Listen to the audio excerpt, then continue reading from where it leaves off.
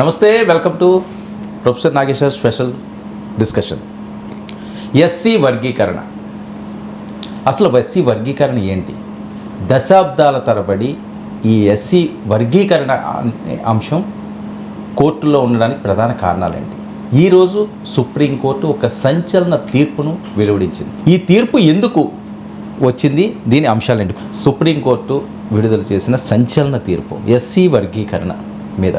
So అసలు ఈ వర్గీకరణ అంటే ఏంటి, ఈ తీర్పుకి వెనకున్న ప్రధాన కారణాలు ఏంటి సార్? అంటే ఇప్పుడు చాలా కాలంగా ఇప్పుడు మన తెలుగు రాష్ట్రాల్లో కూడా మాదిగ రిజర్వేషన్ పోరాట సమితి ఎంఆర్పిఎస్ పుట్టినప్పటి నుంచి ఎస్సీలను వర్గీకరించాలి, మాలలు ఎక్కువ రిజర్వేషన్లు పొందుతున్నారు, అంటే రిజర్వేషన్ల బెనిఫిట్స్ మాలలే ఎక్కువ పొందుతున్నారు కనుక మాకు అన్యాయం జరుగుతుంది అని మాదిగలు చాలా కాలంగా పోరాడుతున్నారు.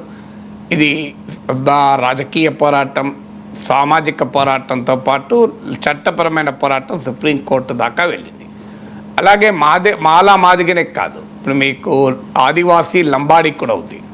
సో ఆదివాసీ లంబాడీల మధ్య కూడా ఈ ఘర్షణ ఉంది. అయితే అఫ్కోర్స్ అక్కడ లంబాడీలను ఎస్టీల నుంచే తొలగించాలని ఆదివాసీలు అడుగుతున్నారు.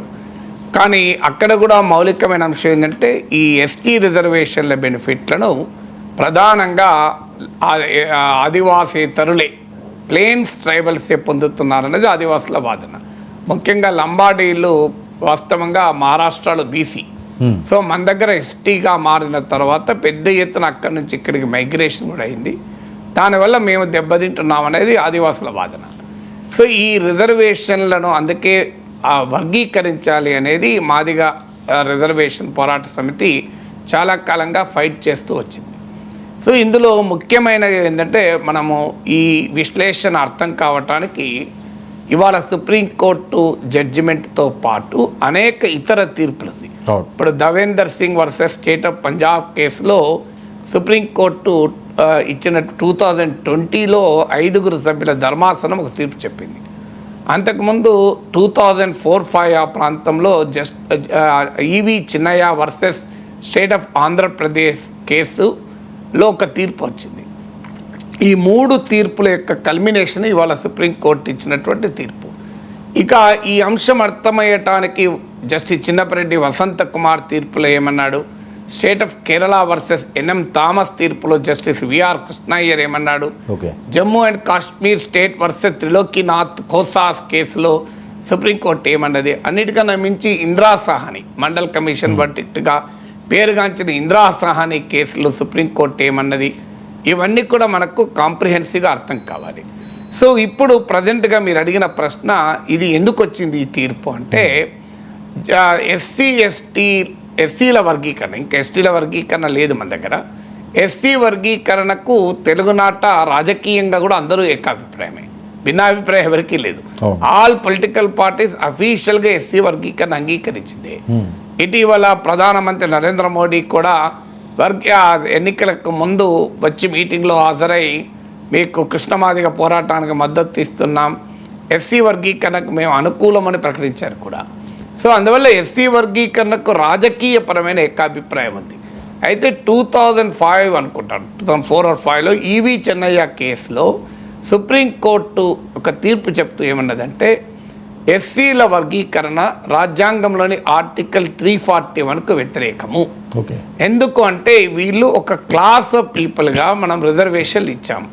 ఇది వీళ్ళ క్లాస్ ఆఫ్ పీపుల్గా రిజర్వేషన్లు ఇచ్చినప్పుడు ఆ షెడ్యూల్ కాస్ట్ అనేది ఒక హోమోజీనియస్ గ్రూప్ కనుక, ఒకే రకమైన స్వభావం కలిగినటువంటి సామాజిక తరగతి కనుక వీళ్ళను వర్గీకరించడం అనేది రాజ్యాంగంలోని ఆర్టికల్ 341కు వ్యతిరేకము అని చెప్తూ రాష్ట్రాలకు హక్కులు అధికారం లేదు అని తీర్పు చెప్పింది. ఈ కేసు ఆధారంగా మళ్ళీ పంజాబ్లో కూడా ఇష్యూ ఇచ్చింది. పంజాబ్లో ఏం చేశారంటే, పంజాబ్ షెడ్యూల్ కాస్ట్ రిజర్వేషన్ చట్టాన్ని సవరిస్తూ 50% ఎస్సీ రిజర్వేషన్లను వాల్మీకి అండ్ మజాబీ ఎస్సీలకు కేటాయించాడు. వాల్మీకి అంటే హిందూ ఎస్సీ గ్రూప్, మజాబీ అనేది సిక్ ఎస్సీ గ్రూప్. సిక్కుల్లో కూడా ఎస్సీస్ ఉంటారు. సో ఈ వాల్మీకీసు మజాబీసు సిక్కుల్లో ఉన్న ఎస్సీల్లో చాలా అత్యంత వెనుకబడినవారు. మన దగ్గర మాదిగల్లాగానే వాళ్ళు బాగా వెనుకబడినవారు. సో వీరు ఈ రిజర్వేషన్ దాన్ని హైకోర్టులో సవాల్ చేస్తే హైకోర్టు కొట్టివేస్తే సుప్రీంకోర్టుకు వచ్చింది. అదే Davinder Singh versus state of Punjab case. Okay. ఆ కేసులో జస్టిస్ అరుణ్ మిశ్రా 5 సభ్యుల ధర్మాసనం తీర్పు చెప్తూ ఈ justice E V Chinnaiah versus state of Andhra Pradesh కేసును ప్రశ్నించింది. అంతకుముందు మా హైకోర్టు ఈవి చిన్నయ్య కేసు ఉదహరిస్తూ పంజాబ్ రిజర్వేషన్ చట్టాన్ని కొట్టేసింది. సో సుప్రీంకోర్టుకి ఇది వచ్చినప్పుడు Davinder Singh versus state of Punjab కేసులో జస్టిస్ అరుణ్ మిశ్రా నాయకత్వంలోని 5 సభ్యుల ధర్మాసనం ఎస్సీ వర్గీకరణ న్యాయమైంది, అసలు ఎస్సీ వర్గీకరణ చేసే హక్కు రాజ్యానికి ఉన్నది, ఇందిరా సహాని తీర్పులో ఎక్కడా ఎస్సీ వర్గీకరణ చేయకూడదని లేదు, ఆర్టికల్ 14, ఆర్టికల్ 16.4 ఇవన్నీ కోట్ చేస్తూ జస్టిస్ అరుణ్ మిశ్రా నాయకత్వం ధర్మాసనం తీర్పు చెప్పింది.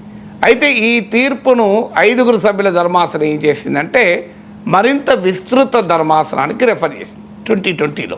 సో ఇప్పుడు 7 సభ్యుల ధర్మాసనం చీఫ్ జస్టిస్ డివై చంద్రచూడ్ నాయకత్వంలోని 7 మెంబర్స్ 7 సభ్యుల ధర్మాసనం ఇప్పుడు తీర్పు చెప్పింది. సో ఈ 7 సభ్యుల ధర్మాసనంలో 6 ఒకే రకమైన తీర్పు చెప్పారు. భిన్నమైన జడ్జిమెంట్లు ఇస్తూ కూడా కంకరింగ్ జడ్జిమెంట్ ఏమి ఇచ్చానంటే ఎస్సీ వర్గీకరణ రాజ్యాంగబద్ధము అని సుప్రీంకోర్టు తీర్పు చెప్పింది. సో ఇందులో ఒక్క బేలా త్రివేది, జస్టిస్ బేలా త్రివేది మాత్రం డిసెంట్ ఒపీనియన్, అంటే ఒక రకంగా ఈవి చిన్నయ్య వర్డిక్ట్ను అంగీకరించింది. ఇక మిగతా వాళ్ళు justice D Y Chandrachud, justice Gavai, justice Pankaj Mittal, justice Mishra, justice Satish Chandra Sharma, ఇలా అనేక మంది కూడా ఈ కాంకరింగ్ జడ్జిమెంట్ ఇచ్చారు. ఈ జడ్జిమెంట్లో ముఖ్యంగా 3 అంశాలు ఉన్నాయి. ఒకటి, ఎస్సీ వర్గీకరణ రాజ్యాంగబద్ధము, షెడ్యూల్డ్ కులాలను రాజ్యాంగం ప్రకారం వర్గీకరించవచ్చు, అది ఆ వర్గీకరణ ఆర్టికల్ 14 రైట్ టు ఈక్వాలిటీకి వ్యతిరేకం కాదు. ఆర్టికల్ 341 ఏం చెప్తుందంటే ముఖ్యంగా ఆర్టికల్ 341(2) రాష్ట్రపతి రాష్ట్రాలతో సంప్రదించి ఆ రాష్ట్రాలకు సంబంధించిన ఏ కులాలు ఎస్టీ లిస్టులో ఉండాలి, ఎస్టీ లిస్టులో ఉండాలి డిసైడ్ చేస్తారు. సో అందువల్ల ఆర్టికల్ 341కు వర్గీకరణ వ్యతిరేకం కాదు. ఇది 2వ పాయింట్. 3వ పాయింట్, అయితే ఈ వర్గీకరణ ఇష్టారాజ్యంగా ప్రభుత్వాలు చేయరాదు. ఓకే. ఒక ఎంపరికల్ బేస్ ఉండాలి. అంటే నిర్దిష్టంగా ఆ షెడ్యూల్డ్ కులాల్లోని కొన్ని కులాలు లేదా ఒక కులం ఇతర కులాల కన్నా ఎక్కువ రిజర్వేషన్లు పొందుతున్నట్లు క్వాంటిఫైయబుల్ అండ్ డెమాన్స్ట్రబుల్ డేటా ఉండాలి. అంటే నిర్దిష్టంగా సంఖ్యాపరంగా స్పష్టంగా కనిపించేటువంటి డేటా ఉండాలి, తేడా ఉండాలి. ఇది తర్వాత అయినా కూడా అప్పుడు ఒకవేళ వర్గీకరణ చేస్తే తిరిగి దాన్ని కోర్టులు కూడా సమీక్షించవచ్చు అన్నారు. అంటే ఎస్సీ వర్గీకరణ రాజ్యాంగబద్ధము, ఇవి రాజ్యాంగంలోని ఆర్టికల్ 14, ఆర్టికల్ 341కు వ్యతిరేకం కాదు. అయితే అదే సమయంలో ప్రభుత్వం ఇష్టారాజ్యంగా తమకు నచ్చినట్లు వర్గీకరణ చేయరాదు. వర్గీకరణకు ప్రాతిపదిక ఉండాలి, అది క్వాంటిఫైయబుల్ అండ్ డెమాన్స్ట్రబుల్ డేటా, అంటే స్పష్టంగా గుర్తించగలిగిన సంఖ్యాపరమైన డేటా ఆధారంగా మాత్రమే వర్గీకరణ జరగాలి. అది కూడా ఆ వర్గీకరణను నిర్ణయాన్ని కోర్టులు సమీక్షించవచ్చు. ఇది సంక్షిప్తంగా సుప్రీంకోర్టు ఇవాళ ఇచ్చిన చారిత్రాత్మకమైన తీర్పు. దీంతో మాదిగల సుదీర్ఘ పోరాటం, చిరకాల స్వప్నం ఇవాళ సాకారమైనట్లవుతుంది. ఎందుకంటే ఇది ఒక మేజర్ వర్డిక్ట్, ఇది ఇప్పటి పోరాటం కాదు. మీరు ఇది ఇప్పుడు దీంతో పాటు ఇప్పుడు ఆదివాసీలు లంబాడీల ఇష్యూ కూడా ముందుకు వస్తుంది. అంటే వర్గీకరణ ఎస్టీలో కూడా చేయాలని. ఎందుకంటే ఆల్రెడీ బీసీలలో మన దగ్గర వర్గీకరణ ఉంది, బీసీఏ బీసీడీగా వర్గీకరణ ఉంది ఆల్రెడీ మన దగ్గర. ఎస్సీ ఎస్టీలో వర్గీకరణకు ఇది ఈ తీర్పు దారంతా ఒక రకంగా 7 బెంచ్ సుప్రీంకోర్టు వర్డిక్ట్, అంటే 7 సభ్యుల ధర్మాసనం గనక ఒక రకమైన ఈ పోరాటానికి, చాలా కాలంగా ఉన్న ఈ రాజకీయ పోరాటానికి బహుశా ఇదొక ఫైనాలిటీగా ఉండవచ్చు. సార్, ఈ నేపథ్యానికి సంబంధించి చాలా అంశాలు ఉన్నాయి. అయితే రామచంద్రరాజు కమిషన్ అని చెప్పి ఒక కమిషన్ కూడా దీని మీద ఏర్పాటు చేసినట్లుగా గతంలో వచ్చిన నేపథ్యం. వాళ్ళు ఏంటంటే రామచంద్రరాజు కమిషన్ అన్నది జ్యుడిషియల్ కమిషన్ సెప్టెంబర్ 10, 1996 వీళ్ళు ఏర్పాటు చేసినట్లుగా ఎస్సీ వర్గీకరణ డిమాండ్కు అనుకూలంగా మే 1997లో రామచంద్రరాజు కమిషన్ తన నివేదికను సమర్పించడం జరిగింది. జూన్ 6, 1997న ప్రభుత్వ జీవో ద్వారా షెడ్యూల్ కులాల కోటాను వర్గీకరించడం జరిగింది అన్నది. ఈ వర్గీకరణలో భాగంగా గతంలో తెలిసిన అంశమే ఎస్సీలను ABCD గ్రూపులుగా చేర్చడం, అలాగే ఏ గ్రూప్లో 12 కులాలు ఉండడం, వీరికి 1% రిజర్వేషను రోస్టర్స్లు, అంటే ఇవన్నీ కూడా మాదిగలకు ఇబ్బందికరంగా ఉంటుంది అని చెప్పి ఇది పోరాటం ఇంత పెద్ద ఎత్తున ముందుకు సాగింది అనుకోవచ్చా? అంటే అది కాదు, మీరు రాంగ్ చెప్తారు. అది మీరు ఇక్కడ మాదిగలకు అనుకూలంగా వర్గీకరణ జరిగిన తర్వాత ఆగింది కోర్టు జడ్జిమెంట్తో. అవును. సో అందువల్ల ఇష్యూ మాదిగలకు వ్యతిరేకం కాదు. అదే మాదిగలు దీనికి మాలల వల్ల మేము నష్టపోతున్నాము అని చెప్పి ఇది పెరిగింది. మనకు అర్థం కావాల్సిన మాదిగ ఇష్యూ కాదు ఇది. సుప్రీంకోర్టు జడ్జిమెంట్ మాలలకు మాదిగలకు సమస్య కాదు. సుప్రీంకోర్టు జడ్జిమెంట్ అనేది ఒక ప్రిన్సిపల్ పైన జడ్జిమెంట్ ఎప్పుడు. ఓకే. సో ఈ సుప్రీంకోర్టు జడ్జిమెంట్ ఏంటి, అసలు ఇష్యూ ఏంటి? ఎస్సీలను ఎస్టీలను వర్గీకరించవచ్చా, వర్గీకరించకూడదా? ఓకే. బ్యాక్వర్డ్ క్లాసెస్ను వర్గీకరించవచ్చు కానీ SC STలను వర్గీకరించకూడదు. ఇప్పుడు ఈవి చిన్నయ్య కేసులో సుప్రీంకోర్టు ఆర్టికల్ 341కు 41(2)ను రాంగ్ రీడింగ్ ఇచ్చింది అని ఇవాళ సుప్రీంకోర్టు తీర్పు చెప్పింది. ఏంటంటే ఈవి చిన్నయ్య కేసులో 341(2)ను SC రిజర్వేషన్లకు ప్రాతిపదికగా భావించారు. కానీ ఆర్టికల్ 341(2) SC రిజర్వేషన్లకు ప్రాతిపదిక కాదు, ఓన్లీ అది ప్రాసెస్ తెలియజేస్తుంది. అంటే ఏ రకంగా ఒక కులాన్ని షెడ్యూల్ కులంగా గుర్తిస్తారు అని మాత్రమే ఆర్టికల్ 341(2)లో ఉంది. It is only a process, it is not the basis. అందువల్ల ఆర్టికల్ 341 ప్రకారం వర్గీకరణ జరగకూడదు అని గతంలో ఈవి చిన్నయ్య కేసులో ఇచ్చిన తీర్పును సుప్రీంకోర్టు ఇవాళ కొట్టేసింది. ఇవాళ సుప్రీంకోర్టు అన్నది ఏంటంటే ఆర్టికల్ 341 ఏం చెప్తుంది, రాష్ట్రపతి ఒక రాష్ట్రానికి సంబంధించిన ఏ కులాలు SC జాబితాలు ఉంటాయో నిర్ణయిస్తాడు ఒక కన్సల్టేషన్ ద్వారా అని. So that is not the basis for reservation, it is only a process for identifying the caste. Identification of కాస్ట్కు సంబంధించిన ఆర్టికల్ 341(2)ను రిజర్వేషన్ల బేసిస్ అధికరణగా భావించడం కరెక్ట్ కాదు. ఇక ఇందులో ఒక ముఖ్యమైన అసలు మనకు ఫండమెంటల్ క్వశ్చన్ వర్గీకరణ పైన ఈవి చిన్నయ్య కేసు కానీ దేవేందర్ సింగ్ కేసు కానీ ఇప్పుడు సుప్రీంకోర్టు 7 సభ్యుల ధర్మాసనంలో ఉన్న ప్రాథమికమైన అంశం ఏంటంటే are SCs and STs a homogeneous class, అంటే వీరందరూ ఒకే రకమైన వారా, భిన్నమైన స్వభావాలు కలిగిన వారా. ఇప్పుడు బీసీల విషయంలో వీళ్ళు భిన్నమైన సామాజిక ఆర్థిక స్థితిగతులను అనుభవించారు కనుకనే అక్కడ వర్గీకరణ ఆల్రెడీ ఏ వివాదము లేదు, వర్గీకరణ ఉంది. SCలు STలు వచ్చే వరకు ఒక వాదన ఏంటి అంటే, ఉదాహరణకు SCలు అన్టచబిలిటీ ఆధారంగా వారికి రిజర్వేషన్ ఇచ్చారు కనుక వారిని విడగొట్టడం అనేది కరెక్ట్ కాదు. They are homogeneous class of citizens అని వర్గీకరణ వ్యతిరేకించే వారి వాదన. సో ఈవి చిన్నయ్య కేసులో కూడా కోర్టు చెప్పింది అదే. ఒక ఆర్టికల్ 341 ప్రకారము కొన్ని కులాలను ఒక షెడ్యూల్డ్ కులాలుగా వర్గీకరించినప్పుడు వాళ్ళందరూ ఒకే స్వభావాన్ని కలిగిన వారు, అందువల్ల వారిని మళ్ళీ వర్గీకరించడం రాజ్యాంగ విరుద్ధం అని గతంలో తీర్పు. ఇప్పుడు సుప్రీంకోర్టు ఏమన్నది, ఇప్పుడే కాదు ఇదివరకు కూడా అనేక తీర్పులో చెప్పింది, ఇవాళ 7 సభ్యుల ధర్మాసనంతో తేలిపోయింది. ఇవాళ సుప్రీంకోర్టు DY చంద్రచూడ్ నాయకత్వం ధర్మాసనం ఏమన్నదంటే షెడ్యూల్డ్ కులాలు అనేవారు హోమోజీనియస్ కాదు, ఇది ఒకే రకమైన స్వభావాన్ని కలిగిన వారు కాదు, ఇందులో మోర్ బ్యాక్వర్డ్ లెస్ బ్యాక్వర్డ్ ఉన్నారు అని. గతంలో దేవేందర్ సింగ్ కేసులో కూడా సుప్రీంకోర్టు అన్నది ఏంటంటే ఒక SC with in the SCs with in the STs తేడాలు ఉన్నప్పుడు రాజ్యము ఆ తేడాలను గుర్తించకుండా ఎలా ఉంటుంది. The state can to take care of the quantifiable and quantitative and qualitative differences among the cost. అంటే షెడ్యూల్డ్ కులాలలోనే ఆ షెడ్యూల్డ్ కులాల రిజర్వేషన్లను, షెడ్యూల్డ్ తెగల రిజర్వేషన్లు పొందుతున్న వారిలో ఉన్నటువంటి సామాజిక ఆర్థిక స్థితిగతులు కానీ, వారు రిజర్వేషన్ సదుపాయాలు పొందుతున్న తీరులో కానీ పరిమాణాత్మక గుణాత్మక తేడాలు ఉన్నప్పుడు వాటిని సరిచేయడం అనేది రాజ్యం బాధ్యత కదా అని. సో ఇవాళ కూడా సుప్రీంకోర్టు తీర్పులో ఒక జడ్జి అదే అన్నాడు, ఇట్ ఈస్ ద డ్యూటీ అన్నాడు. అది రాజ్యము ఈ వర్గీకరణ చేయడం అనేది బాధ్యత అని కూడా సుప్రీంకోర్టులో ఇవాళ వన్ ఆఫ్ ది జడ్జెస్ తీర్పు చెప్పారు.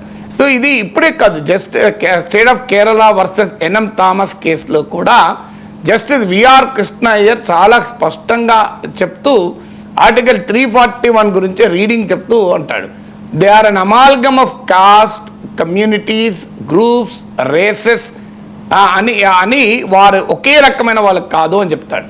They are an amalgam of caste, groups, races, communities and tribes అని కూడా చెప్తాడు. అంటే ఇలా ఎస్సీలు ఎస్టీలు ఒకే రకమైన వారు కారు, అనేక రకాల కులాల, ఉపకులాల, వర్గాల, తెగల సమాహారమే ఎస్సీలు ఎస్టీలు అని state of Kerala versus N M Thomas కేసులో జస్టిస్ విఆర్ కృష్ణ అయ్యర్ తీర్పు చెప్తాడు. అలాగే మీకు జస్టిస్ ఓ చిన్నపరెడ్డి ప్రఖ్యాత న్యాయమూర్తి వసంత్ కుమార్ కేసులో కూడా చెప్తాడు, ఒక రిజర్వేషన్ పొందుతున్న ఒక సామాజిక గ్రూప్లో తేడాలు ఉన్నప్పుడు, అది కూడా చిన్న తేడాలకు కాదు, చాలా గణనీయమైన తేడాలు ఉన్నప్పుడు, ఫార్ డిఫరెన్సెస్, సబ్స్టాన్షియల్ డిఫరెన్సెస్ ఉన్నప్పుడు వర్గీకరణ చేయకపోతే ప్రమాదం ఏమిటి అంటే, అందులోనే బాగా అభివృద్ధి చెందిన వారు రిజర్వేషన్ సదుపాయాలన్నింటినీ వాళ్ళే పొంది మిగిలిన వారికి రాకుండా చేస్తారు అని కూడా వ్యాఖ్యానిస్తారు చిన్నపరెడ్డి. ఇదే మాటను జస్టిస్ అరుణ్ మిశ్రా దేవేందర్ సింగ్ కేసులో కూడా చెప్తారు. అంటే more backward will walk away with reservations. మీకు ఒక సదుపాయాలను మనం ఇచ్చినప్పుడు ఆ సదుపాయాలను మరింత అభివృద్ధి చెందిన కులాలే వాటిని తన్నుకెళ్లే ప్రమాదం ఉంటుంది అని. ఇందిరా సహాని కేసులో కూడా ఈ వర్గీకరణకు ప్రాతిపదికగా చెప్పేది అదే. ఒక కనెక్టింగ్ థ్రెడ్ అనేది ఒక సోషల్ బ్యాక్వర్డ్నెస్ అయినప్పుడు, ఆ సామాజిక వెనుకబాటుతనం ఆధారంగా కొన్ని కులాలను ఒక చోట చేర్చి రిజర్వేషన్లు ఇచ్చినప్పుడు, ఆ సామాజిక వెనుకబాటుతనం అనే కనెక్టింగ్ థ్రెడ్లో చాలా తేడాలు ఉన్నప్పుడు ఆ కనెక్టింగ్ థ్రెడ్డే మిస్ అవుతుంది కదా అని చెప్తారు. అలాంటప్పుడు వాళ్ళను వర్గీకరణ చేయడమే పరిష్కారం అని చెప్తారు. సో రాజ్యాంగంలో ఎక్కడా కూడా వర్గీకరణ చేయకూడదని లేదు. ఇప్పుడు ఆర్టికల్ 16(4) ఏం చెప్తుంది, రాజ్యము ప్రకారం అకార్డింగ్ టు ద స్టేట్ ఏదైనా ఒక వర్గం ఆ వెనుకబడిన వర్గాలుగా భావిస్తే వారికి అనుకూలంగా కొన్ని చర్యలు తీసుకోవడానికి రాజ్యానికి హక్కు ఉంది అని 16(4) చెప్తుంది. దీన్నే అఫర్మేటివ్ యాక్షన్ క్లాజ్ అంటారు. కానీ ఇక్కడ అదర్ బ్యాక్వర్డ్ క్లాసెస్ అనే రాజ్యాంగ పరిభాషలో ఓబీసీలు రారు, ఎస్సీలు ఎస్టీలకు కూడా బ్యాక్వర్డ్ క్లాసెసే. సో అందువల్ల ఆర్టికల్ 16(4) ప్రకారం రాజ్యం చర్యలు తీసుకోవచ్చని ఉంది, కానీ ఎక్కడా వర్గీకరణ చేయకూడదని లేదు. అది ఇవాళ సుప్రీంకోర్టు ఇవాళ చెప్పింది, గతంలో అరుణ్ మిశ్రా కేసులో కూడా అదే చెప్పింది. సో యూ కెనాట్ డిఫరెన్షియేట్ చేయకూడదని ఎక్కడుంది ఇందులో. అయితే అంతకుముందు ఈవీ చిన్నయ్య కేసులో ఏమన్నారంటే, this is tinkering with the reservations. అంటే మీరు ఒక్కసారి వర్గీకరణ చేయడం అంటే రాజ్యాంగం కల్పించిన ఎస్సీ ఎస్టీ రిజర్వేషన్లతో టింకరింగ్ చేయడమే. దాన్ని ఇవాళ జస్టిస్ అరుణ్ మిశ్రా తీర్పు ఒప్పుకోలేదు, ఇవాళ జడ్జిమెంట్ కూడా ఒప్పుకోలేదు. ఎందుకంటే ఇప్పుడు ఇక్కడ ఎవరికి కూడా మనకు అర్థం కావాల్సింది, ఈ వర్గీకరణ వల్ల ఎవరు రిజర్వేషన్ సదుపాయాన్ని కోల్పోరు. ఇప్పుడు కొన్ని వర్గాలకు మోర్ ప్రిఫరెన్షియల్ ట్రీట్మెంట్ వస్తుంది తప్ప వారికి బెనిఫిట్ పోదు.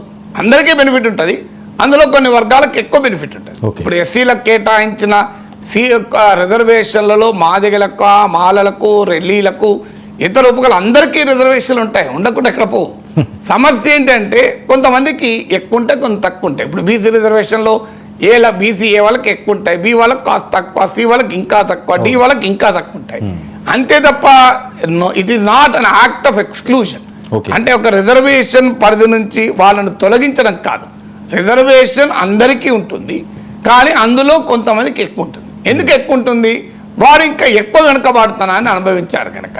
సో ఎక్కువ వెనుకబాటుతనాన్ని అనుభవించిన వారికి ఎక్కువ న్యాయం చేయడం అనేది రాజ్యాంగ విజనే కదా. ఇవాళ సుప్రీంకోర్టు జడ్జిమెంట్లో కూడా అంటారు, ఇట్స్ ఎ కాన్స్టిట్యూషనల్ విజన్ కదా. అసలు రాజ్యాంగంలో ఎందుకు ఇచ్చారో మనకు అర్థం కావాల్సింది, రాజ్యాంగంలో రైట్ టు ఈక్వాలిటీ ఆర్టికల్ 14 ఉంది, అందరూ సమానులే అని. అందరూ సమానులు ఉన్నప్పుడు రిజర్వేషన్ ఎందుకున్నాయని ఎవరికైనా అనుమానం వస్తుంది. ఎందుకంటే కులం పేరిట వివక్ష చూపకూడదన్నది.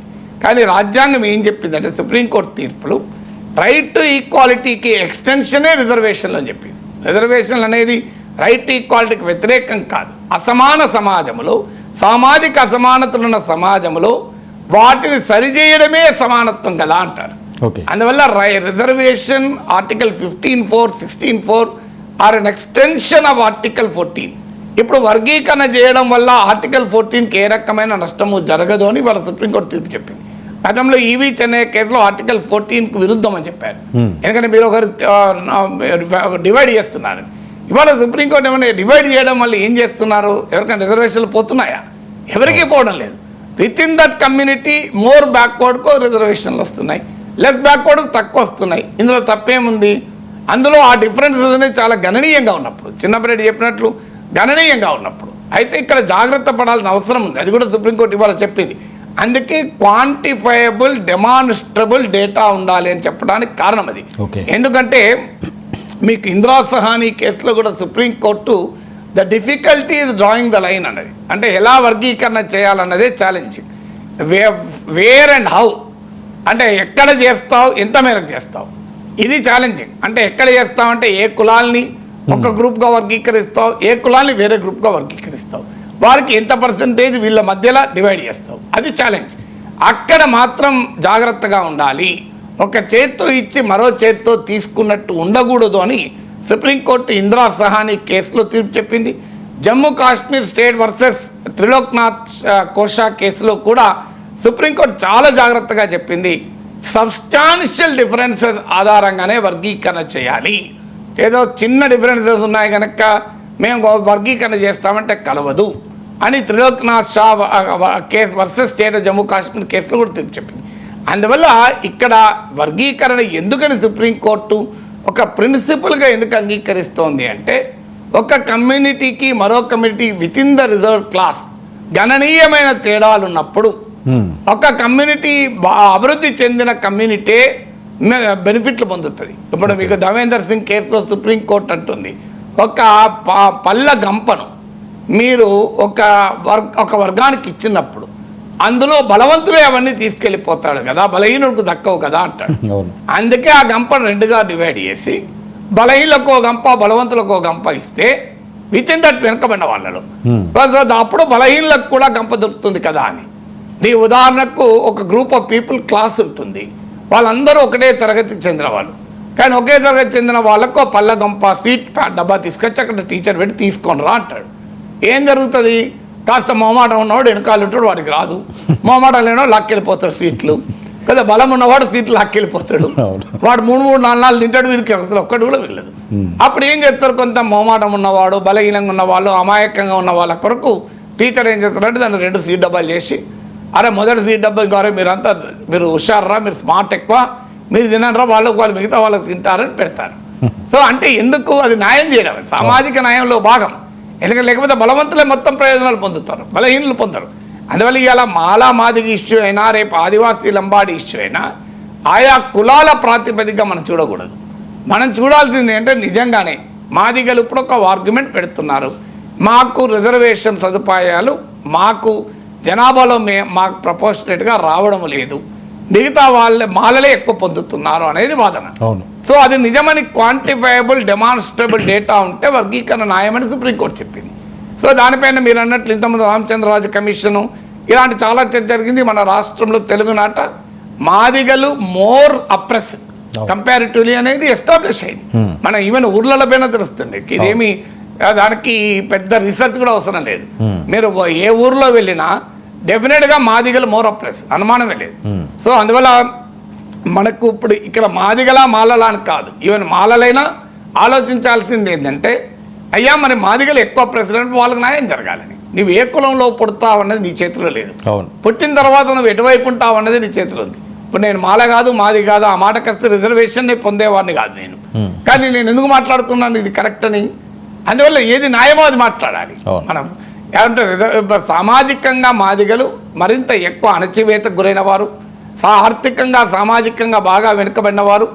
అందువల్ల మీకు అంటే మన దగ్గర ఉమ్మడి రాష్ట్రంలో ఒక రకం, తెలంగాణ ఆంధ్ర డివైడ్ అయ్యాక తెలంగాణలో మాదిగలు ఎక్కువ, మాలలు తక్కువ, ఆంధ్రలో మాలలు ఎక్కువ, మాదిగలు తక్కువ. అప్పుడు అందువల్ల ఈ డివిజన్ కూడా ఉంటుంది మీకు ఇక్కడ. అంటే సోషల్ డివిజన్ కాదు, డెమోగ్రఫిక్ డివిజనే కాదు, జాగ్రఫిక్ డివిజన్ కూడా ఉంది మన దగ్గర. సో అందువల్ల ఎవరైనా అప్పుడు ఆదివాసీలు లంబాడీలు ఇష్యూ అయినా అదే అవుతుంది.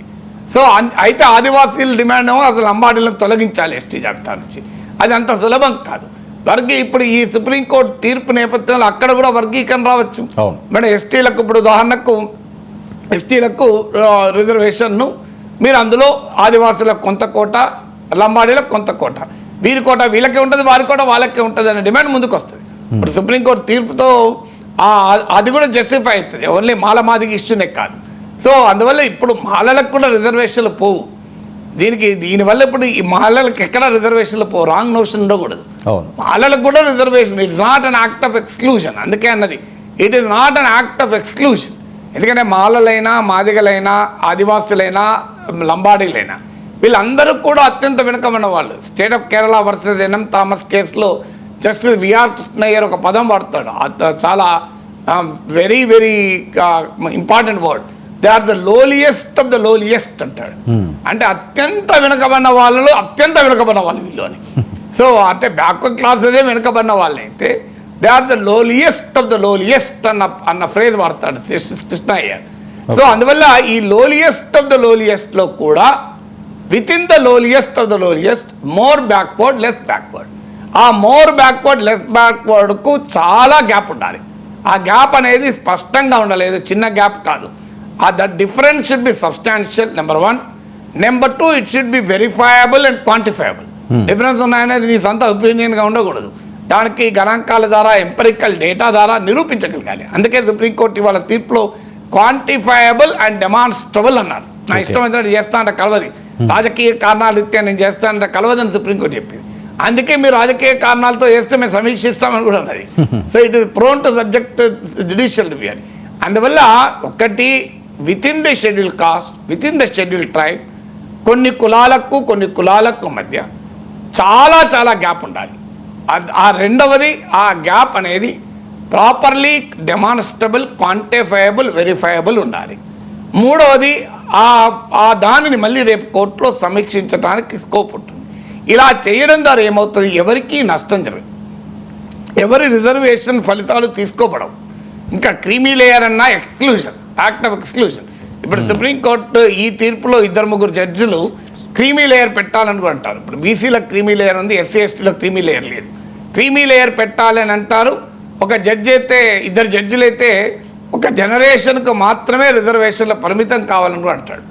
అయితే అది మరి సుప్రీంకోర్టు అందరూ అంగీకరించిన జడ్జిమెంట్ కాకపోవచ్చు. అంటే ఇంకా ఫుల్ జడ్జిమెంట్ అనేది నేను ఇప్పుడు ఈ రికార్డింగ్ ఈ లైవ్కి వచ్చే వరకు లైవ్ లాలో చూశాను. లైవ్ లా ఇది standard website for any judgment. So live లాలో ఫుల్ జడ్జిమెంట్ ఇంకా సుప్రీంకోర్టు వెబ్సైట్లో కూడా అప్లోడ్ కాలేదు. ఆపరేషనల్ పార్టీ ఇప్పుడు అందరి మీడియాలో కూడా వస్తుంది. సో అందులో ఫుల్ రిపోర్ట్ వచ్చాక చూడాలి. బట్ ఆ 1 జనరేషన్కే పరిమితం కావాలి, క్రీమీ లేయర్ పెట్టాలి అని మొత్తం 6 ఒప్పుకున్నారో తెలియదు. కానీ 6 ఒప్పుకున్న మనుషుల మీద వర్గీకరణ చేయవచ్చు. సో వర్గీకరణ చేయడం వల్ల రాజ్యాంగానికి నష్టం లేదు. 6:1 రేషియో తోటి ఇది ఇచ్చారు తీర్పు అన్నది మనకు వస్తున్న అప్డేట్. అంటే 6:1 రేషియో ఏంటంటే కాంకరింగ్ జడ్జిమెంట్. 6 మెంబర్స్ కూడా ఇప్పుడు డివై చంద్రచూడ్ ఇంకో జడ్జి కలిపి ఒక జడ్జిమెంట్ ఉంది. ఒక్కొక్కరు ఒక జడ్జిమెంట్ రాస్తారు. సుప్రీంకోర్టులో అంటే ఫస్ట్ పాయింట్ వర్గీకరణ. వర్గీకరణకు 6 అంగీకారము, 1 వ్యతిరేకం. జస్టిస్ బేలా త్రివేది మాత్రం డిసెంటింగ్ నోట్ ఇచ్చారు, ఆమె వర్గీకరణ చేయకూడదు అన్నది.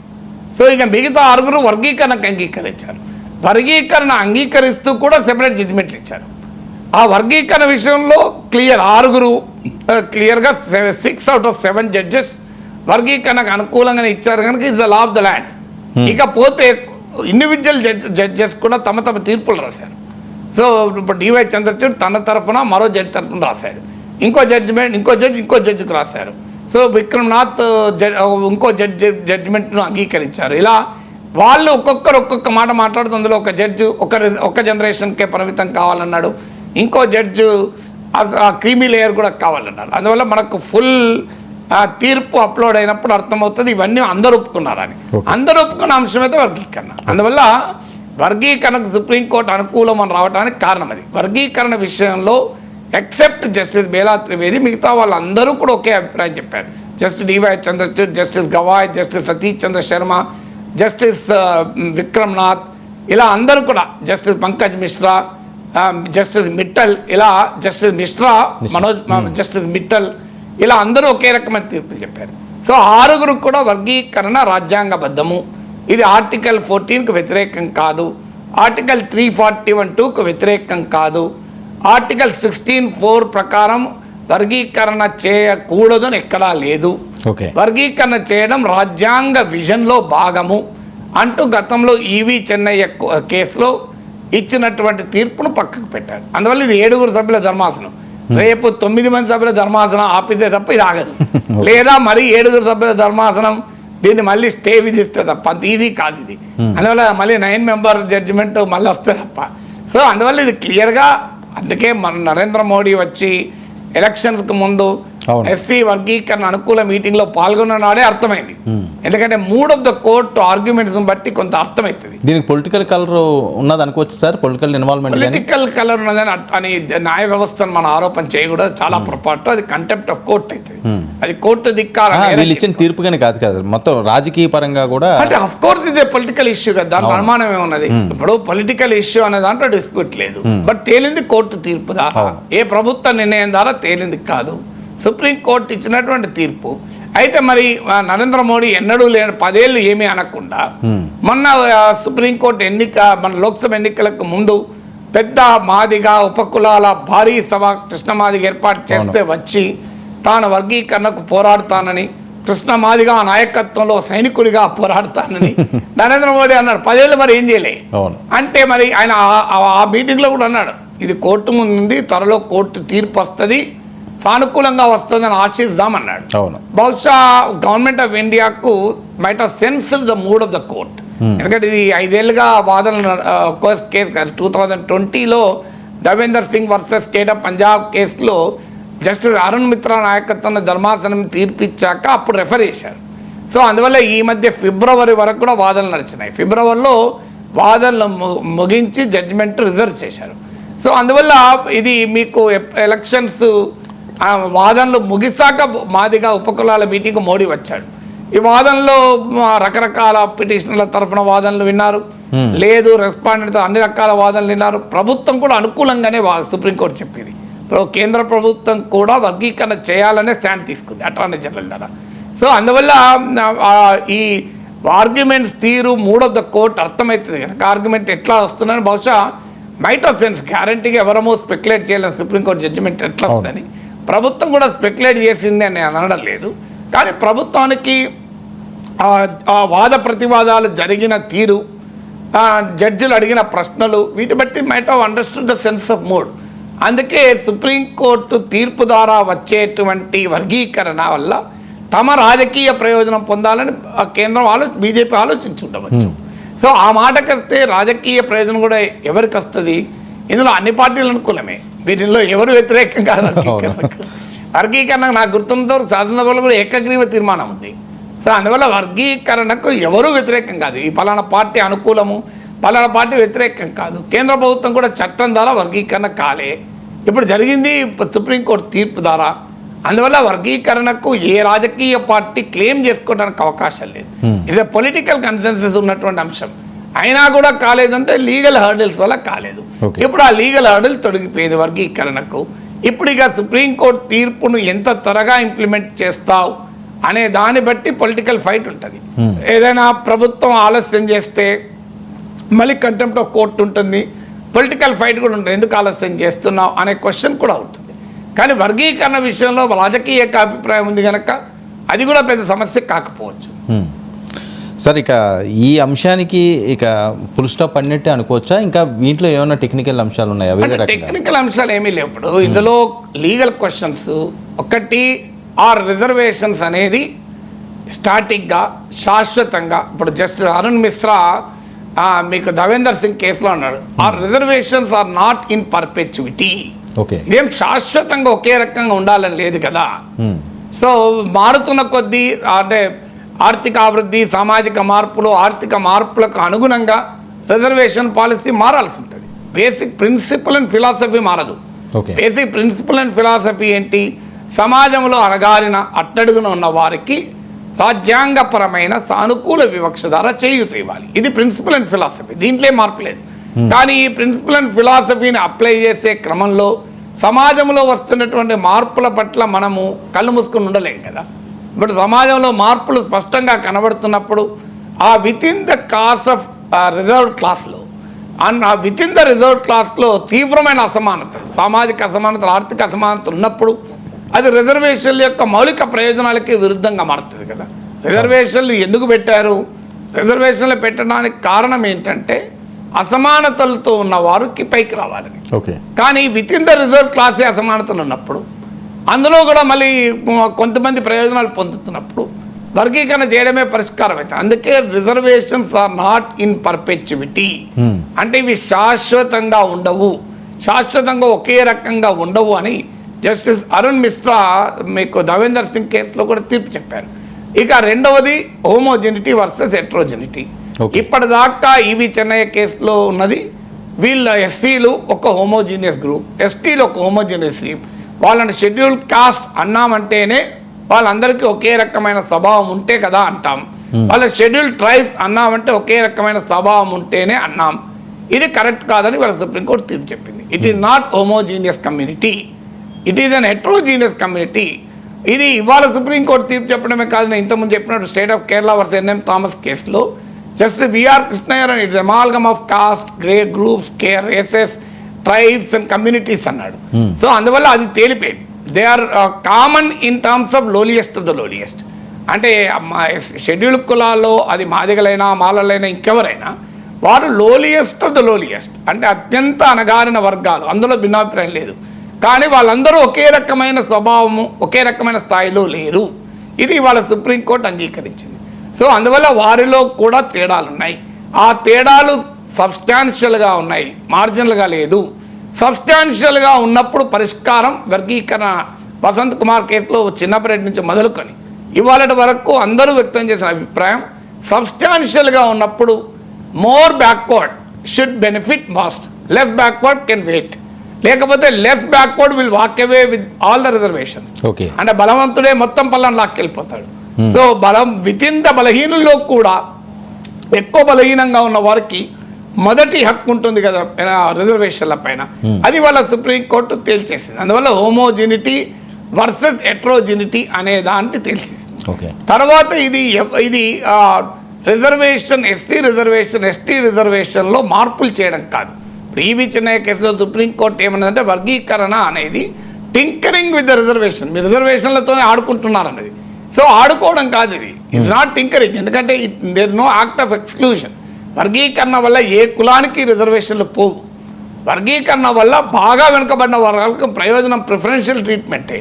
అందువల్ల ఇట్ ఈస్ నాట్ టింకరింగ్ అని వాళ్ళ సుప్రీంకోర్టు తీర్పు చెప్పింది. అండ్ ఈవెన్ అరుణ్ మిశ్రా కేసులో, దేవేందర్ సింగ్ కేసులో కూడా ఇదే తీర్పు చెప్పారు. అంటే ఇట్ ఈస్ నాట్ టింకరింగ్, ఎందుకంటే ఏం మారుస్తలేరు కదా. ఆర్టికల్ 14 అయినా రైట్ ఈక్వాలిటీకి ఇది అనుకూలం, మరింత అనుకూలం. ఎందుకంటే మోర్ బ్యాక్వర్డ్ వాళ్ళకి బెనిఫిట్ కావాలని చూస్తున్నారు.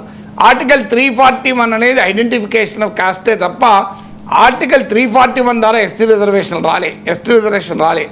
ఆర్టికల్ 341 రాజ్యాంగ రీత్యా వచ్చిన ఎస్సీ ఎస్టీ రిజర్వేషన్లను ఎలా అమలు చేయాలనడానికి ప్రక్రియ చెప్పింది, అదే ప్రాతిపదిక కాదు. అందువల్ల this is a judgment in terms of మరింత సోషల్ ఈక్వాలిటీ రావటానికి, రిజర్వేషన్ల సారం సమాజంలో అట్టడుగున ఉన్నవారికి రావటానికి, మరింత సామాజిక న్యాయాన్ని అందించడానికి దోహదం చేసేటువంటి ఒక చారిత్రాత్మకమైన తీర్పు ఇది.